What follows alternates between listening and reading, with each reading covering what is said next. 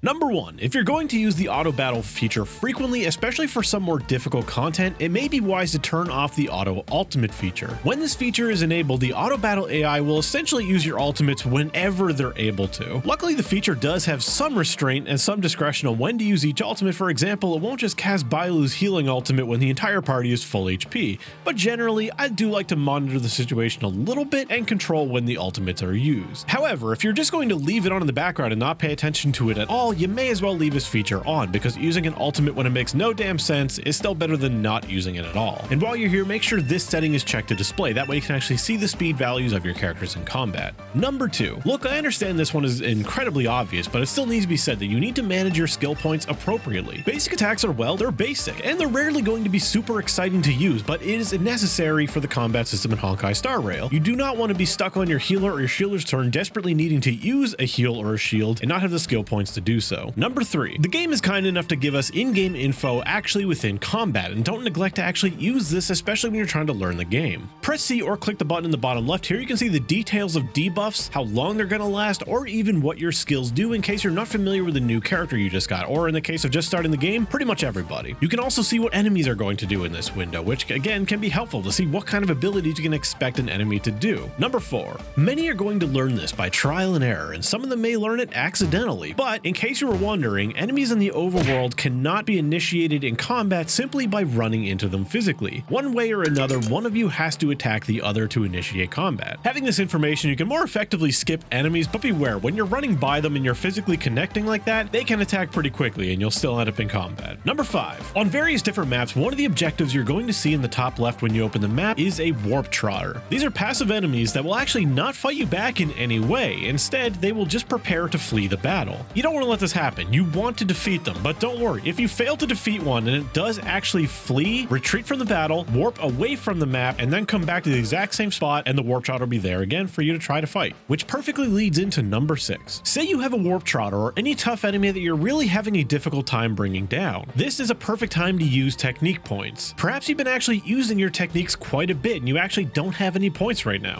You can either teleport around the map you're currently in and maybe check for any purple canisters that you haven't destroyed yet for technique points, or you can teleport around to previous maps you've actually already explored or cleared and see if any purple canisters are there for you to refresh your technique points. Then go back to whatever you were trying to do, then use as many technique points as your party will allow. Number 7. This may be painfully obvious to some, but I think it's worth mentioning. In Genshin Impact, when you do a ley line or a domain or whatever, you do the activity and at the end you're given an object to interact with to actually confirm you spending your resin. In Honkai Star Rail, your Trailblaze Power is actually spent automatically upon completing the task. So this may leave some to wonder, does it spend your Trailblaze Power upon entering the activity, win or lose? And no, it will only spend your Trailblaze Power if you win. So don't worry about trying difficult content or maybe having to abandon partway through. It's not a problem. Number 8. Speaking of wasting stuff, let's talk Relic Exp. Unlike Genshin Impact, when you trash your artifacts, or in this case salvage them, you actually get the artifact EXP material back instead of Mora like in Genshin. So let's just say eventually your relic storage is starting to get pretty damn full. Well, you can just start salvaging them and don't worry about it, because the materials you get for salvaging are the exact value that you would have gotten for feeding a relic into another. Number 9. On the topic of Relic Exp, there's going to be many cases where we level relics that just don't serve us in the long run, but we need them temporarily. Many of us starting our adventures in Honkai Star Rail are going to be leveling 4-star relics, and these just will not serve us in the late game. The good news is, just like Genshin Impact, you can feed leveled relics into other relics for a pretty good return on Relic Exp, not to mention the credit cost for using a leveled relic isn't nearly as high as just using a bunch of relics as fodder.